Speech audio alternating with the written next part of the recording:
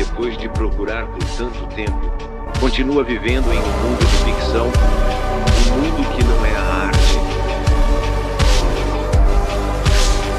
A espera finalmente acabou. Após dias de pura tensão, finalmente temos diante de nós o desfecho dessa brutal travessia pelo deserto. Neste capítulo, intitulado A Faixa, os fios do destino se entrelaçam em uma dança mortal, onde a lealdade se rompe e as verdades doem mais do que balas. Enquanto um novo e ambicioso César surge das cinzas da Legião, Lucy e Cooper se aprofundam nas profundezas de um abrigo que promete respostas, mas só entrega desilusão. Nas ruínas de Freeside, um Maximus exausto se torna o último escudo diante de uma horda de sanguinários, lembrando-nos de que a coragem nasce justamente quando parece que não resta mais nada pelo que lutar. Preparem-se para uma jornada onde o passado cobra dívidas e a esperança é frágil como um cartão postal antigo. Antes de começar, agradeço de coração aos membros do Clube Elite em Minutos. O apoio de vocês é o motor de cada entrega. Para participar, clique em Seja Membro.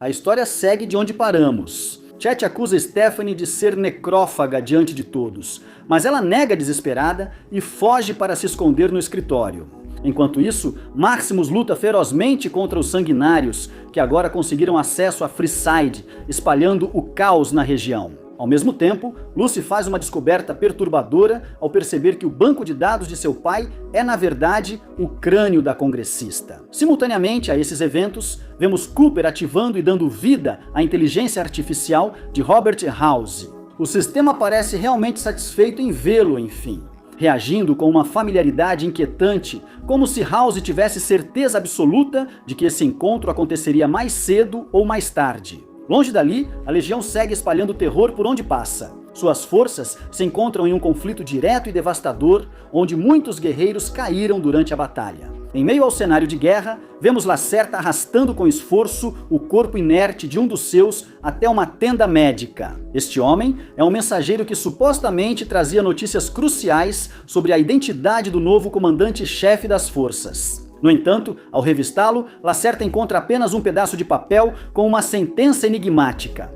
Eu sou o César, sou Legião e isso termina comigo.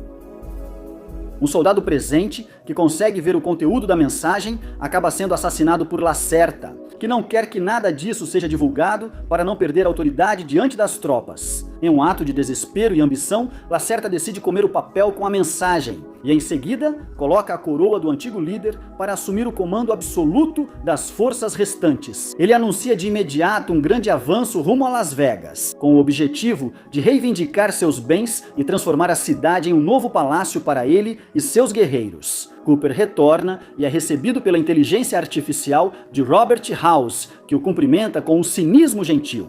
House lembra que estava certo ao dizer que a caça sempre vence, embora admita amargamente que isso não incluía o planeta inteiro indo para o inferno. Roberto reconhece que nem tudo saiu como planejado e tenta distrair Cooper para fechar as portas blindadas, onde está localizada sua fonte de energia vital. No entanto, o necrófago reage rapidamente e coloca sua arma para bloquear o fechamento da porta. Com frieza, Cooper ameaça atirar diretamente no diodo, o que destruiria completamente a única coisa que o mantém preso a essa precária semivida. Robert diz que atirar não seria uma boa ideia, mesmo sem saber o que poderia acontecer. Ele entende o poder do diodo e alerta que o dano chegaria além do planeta. Para Cooper, isso não parece tão ruim. A possibilidade de apagar tudo o que existe apenas puxando o gatilho não é algo que se possa fazer todos os dias. No entanto, ele decide manter a calma e poupar a vida dele por enquanto, desde que Robert responda a todas as suas perguntas. A primeira delas é a localização exata da sua família e o acesso ao respectivo abrigo. Robert explica que para isso, Cooper precisará usar um Pip-Boy, pois é a única tecnologia que pode guiá-lo ao destino. Enquanto isso, lá fora, tudo está fora de controle. As portas de Freeside foram reduzidas a escombros e os sanguinários avançam violentamente em direção às áreas residenciais. Maximus se mantém com uma última linha de defesa, lutando desesperadamente em meio a um mar de pessoas que suplicam aos gritos para não serem devoradas pelas feras. Usando os foguetes de sua armadura, Maximus consegue explodir em pedaços 2 sanguinários. Enquanto isso, as pessoas correm desesperadas procurando refúgio nas lojas próximas. De volta à luta, assim que consegue acesso total ao sistema de armas de seu traje, fica muito mais fácil destruir as feras. No entanto, o verdadeiro problema está na quantidade delas, já que ele não tem munição ilimitada para cada uma que elimina. Outro aparece imediatamente para atacá-lo com toda a força, enquanto o resto da matilha se aproxima cada vez mais, invadindo completamente Freeside. No caso de Lucy, ver a cabeça da congressista conectada a centenas e centenas de cabos não é uma imagem agradável. Mas ela sabe que suas memórias são usadas para programar os chips fabricados ali todos os dias. Ela se aproxima com cautela da mesa de operações, onde quase morre de susto ao descobrir que a cabeça possui uma espécie de semiconsciência. Surpreendentemente, o restante da congressista se comunica pelo alto-falante da mesa, mostrando que ainda há vida nesse experimento macabro. A congressista implora para que ele a mate, repetindo várias vezes que a mate, pois é a única forma de interromper todo o processo. Após alguns segundos de hesitação, Lucy golpeia o container com a alavanca, e isso finalmente consegue parar as máquinas ao redor. Longe dali, de volta com os sobreviventes do abrigo 31, eles arrastam Norm até uma área distante para impor sua punição. Cláudia implora para que o deixem em paz, mas Sonny recusa terminantemente e avisa que ela também sofrerá o mesmo destino. Em um impulso, Cláudia ataca Sonny e ele a empurra violentamente contra a parede. Nesse instante, ela aciona acidentalmente o elevador. As portas se abrem e um mar de baratas enormes sai de dentro para devorar tudo o que encontram pelo caminho. As criaturas atacam diretamente o pescoço, rasgando a jugular dos sobreviventes, que fogem em pânico total. Norm se defende como pode, usando uma cadeira, e depois aproveita o caos para tentar escapar. O resto do grupo procura se refugiar na cafeteria, mas quando Norm tenta entrar para se salvar, Sonny o empurra cruelmente para fora, deixando-o à própria sorte. O garoto cai e se arrasta sob a mesa. De lá, ele assiste horrorizado enquanto as baratas conseguem abrir caminho até a cafeteria para fazer um banquete com os sobreviventes, incluindo Cláudia. No caos, a porta se fecha automaticamente e deixa as criaturas presas com eles, permitindo que Norm seja o único sobrevivente do ataque brutal. Enquanto isso acontece, Maximus começa a perder terreno contra os sanguinários, sua munição está perigosamente acabando. Enquanto isso, na taverna, apostam quantos minutos de vida restam ao herói da armadura. Lúcia está do lado de fora do cofre, com o vestido coberto de sangue. Um sinal de que finalmente conseguiu dar um fim digno à congressista. Pouco depois, seu pai aparece e a repreende duramente por suas ações. Ele explica que a congressista era o resultado perfeito para ser a candidata ideal e que, com seu sabotagem, Lucy atrasou o projeto por meses. Mesmo assim, ele a alerta que isso não impedirá sua visão para o novo mundo. Para o pai dela, isso só significa que ele precisa achar um substituto. Alguém semelhante a ela, mas um pouco mais renovada. Simultaneamente a esses acontecimentos, nosso necrófago favorito está indo por alguns túneis em direção ao abrigo. Nesse trajeto, presenciamos uma cena do passado, onde Cooper comemora com Bárbara o sucesso do seu plano após ter entregue o diodo ao presidente dos Estados Unidos. Pouco depois, Hank aparece e agradece a Cooper pela noite fascinante. Ele admite que não se lembra muito do que aconteceu, mas acordou ao lado de Stephanie em seu quarto, e desde então eles se consideram almas gêmeas. Cooper se lembra da conversa anterior, onde ela expressava seu desejo de fazer parte dos abrigos. Isso faz parte do seu plano mestre, mas como sente que não lhe diz mais respeito, decide focar em outros assuntos. Hank comenta com Bárbara as ótimas qualidades de Stephanie e questiona se há vaga para ela na empresa. Ele menciona que já enviou o currículo dela junto com uma carta de recomendação, mas está convencido de que se Bárbara adicionar sua assinatura, a contratação será garantida. Bárbara ouve com atenção e responde que talvez seja possível. Considera que seria o presente perfeito, especialmente porque estão prestes a se casar, uma notícia que pega todos de surpresa. Cooper resolve não se preocupar, pega a esposa pelo braço e sai da estação certo de que agiu corretamente. Com o diodo como presidente, ele acredita que o perigo acabou. No entanto, antes que consigam sair, todos os telefones pelos quais Cooper passa começam a tocar de forma inquietante. Nesse momento, voltamos para Lucy, que pergunta ao pai: quando essa loucura vai acabar de uma vez? Ele revela para ela o próximo passo do plano. Ao mostrar um chip minúsculo, explica que logo será impossível identificar quem integra o programa. o mundo vai começar a parecer mais amigável e eles vão usar os seus para influenciar o resto da população. Basicamente, eles vão espalhar uma mensagem de bondade e colaboração, agindo como apóstolos a serviço de uma nova ordem mundial. No entanto, como Lucy se recusa a se juntar voluntariamente a esse movimento, seu pai ordena que tragam um sujeito para submetê-la à força, enquanto procedem a implantar o chip nela. Lucy se defende e ataca o gigante com um tubo, conseguindo derrubá-lo. Mas ele se recupera rapidamente, a agarra pelo pescoço e a segura com uma força brutal. Imediatamente voltamos para Cooper, que finalmente chegou diante de uma enorme porta blindada. Robert House a abre para ele, e o necrófago testemunha a verdadeira magnitude do abrigo. O lugar é quase como uma mini-cidade subterrânea. House indica que a família dele está especificamente no 7º andar e se oferece para iluminar o caminho para guiá-lo até eles. Enquanto isso, os sanguinários continuam seu cerco contra Maximus, que ficou sem munição e cuja armadura sofreu danos críticos, restando a ele apenas suas lâminas para se defender em um combate corpo a corpo. Nesse momento de desespero, Thaddeus aparece para dar uma mão a ele. Apesar de ter perdido o braço, ele usa de forma engenhosa a abertura entre os dedos dos pés para mirar. Embora recarregar a arma seja bem mais difícil para ele, nesses segundos de distração, um sanguinário agarra Maximus pelo pescoço e o arrasta violentamente pelo chão. O dano em sua armadura está cada vez mais severo e logo deixará de resistir à pressão. Bem quando o monstro crava suas presas no metal, vemos Hank se preparando para implantar o chip em Lucy. No entanto, de repente, uma bala atravessa o crânio do gigante e Cooper aparece triunfantemente para resgatar sua amiga. Em seguida, Cooper atira em Hank na bunda. Segundo ele, era o lugar mais seguro para feri-lo sem matá-lo imediatamente. Apesar do instinto de matá-lo, decide deixar que Lucy tome a decisão final. Por isso, chuta uma arma para ela, dando-lhe chance de frustrar os planos do pai.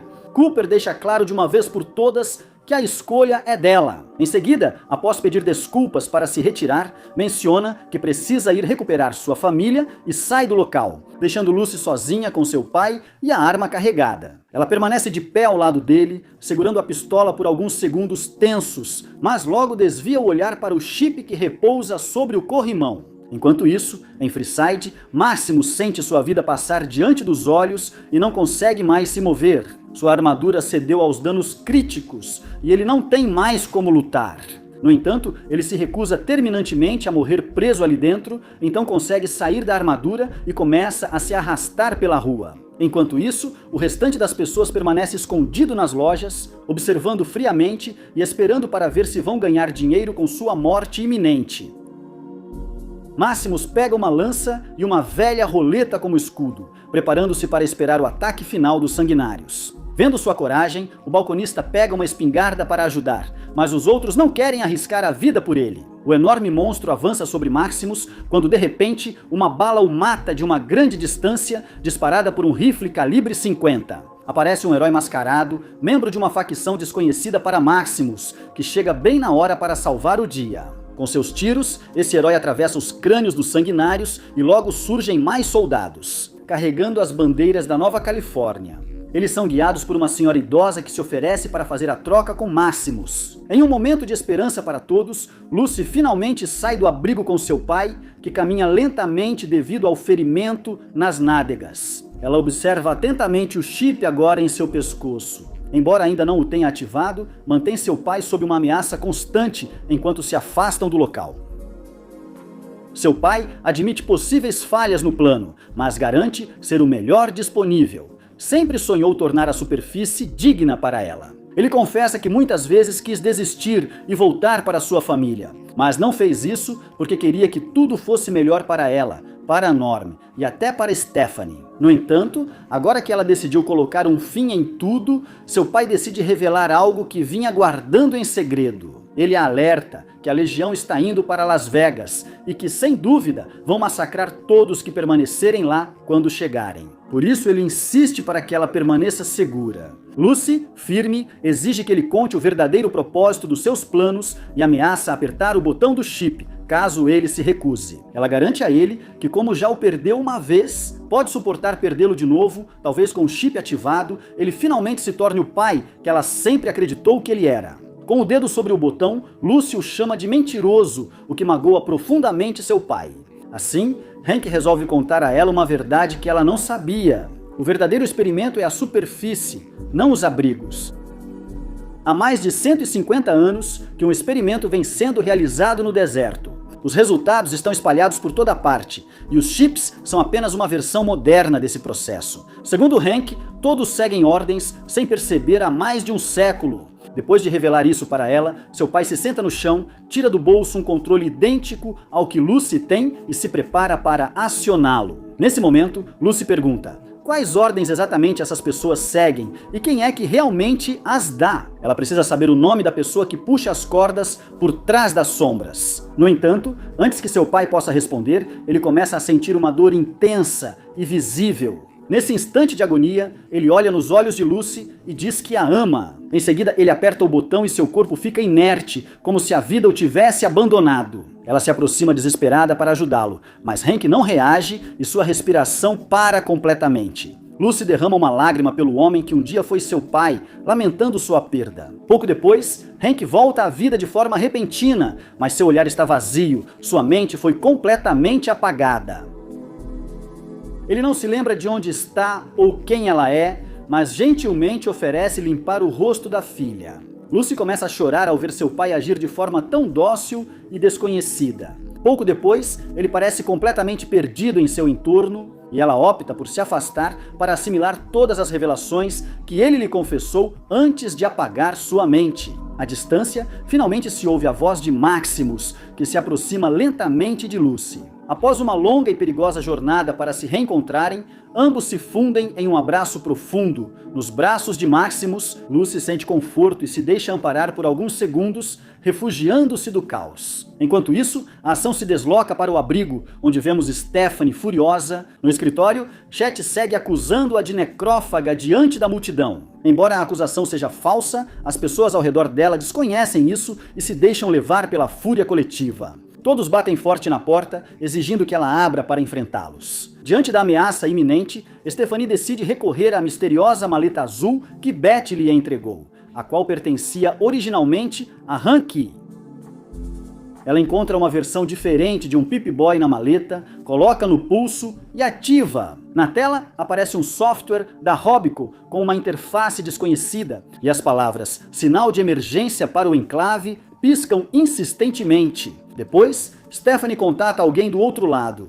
Ela se apresenta como esposa de Hank e ordena firmemente o início da fase 2 do protocolo. Logo depois, a cena muda para uma base secreta nas montanhas, onde o sinal de Stephanie é recebido e processado. No local, ouvem-se gravações da voz de Hank e relatórios detalhados de seus experimentos ao longo dos anos. Desde os relatórios de Hank até os pedidos desesperados de ajuda de Norm, toda a comunicação do abrigo passa por este centro de comando, revelando vigilantes eternos e um plano que se revela aos poucos. Quanto a Norm, quando finalmente para de ouvir os gritos dos sobreviventes, ele se aproxima com cautela da porta. Lá, somos testemunhas do massacre total que as baratas deixaram antes de conseguir escapar do local.